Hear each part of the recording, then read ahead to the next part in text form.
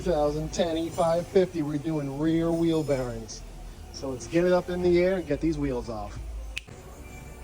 Next we're going to remove our caliper and the bracket and the rotor. Now we have the rotor off, we're going to remove this bolt, and this bolt down here. And that one, the axle nut. In order to get this bolt out for this control arm, you need a triple square. A triple square 12 for all three. 1, 2, 3. This is what the thread looks like. I use the triple square. And an 18 for the nut. Sometimes these bolts bend, so what I like to do is get the nut off and put it on an impact and spin it, just to make sure it's nice and straight. 32 millimeters. Let's get it on there, get it loose. A couple of ways of going about this, getting that axle through. I like to use an air hammer with a pointed tip. Put it right in the middle, there's a little divot. Next up, take an E10.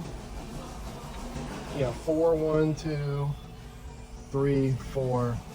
Remove the bearing, remove those bolts, and the bearing will slide out this way. And now, with the biggest hammer you got, that should come right off. There it is. Let's go to the press and press out the hub. Next, put your hub and bearing in a bearing splitter. Get it on the press. Let's get that hub out. Next, we got to remove this little bearing race.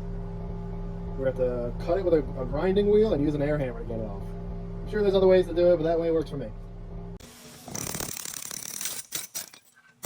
Now let's get this cleaned up on the wire wheel a little bit. Doesn't need to be perfect. Now we're back to the press.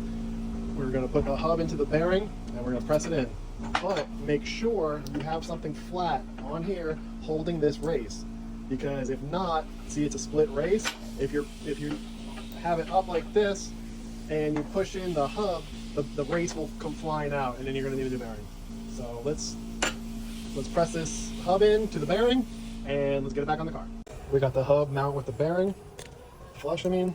Now let's just reinstall and tighten our bolts.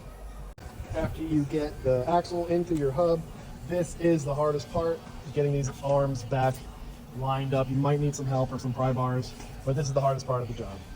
So I'm gonna get it done for you guys. Once you get the arms in, lock your axle nut, install your rotor, your caliper.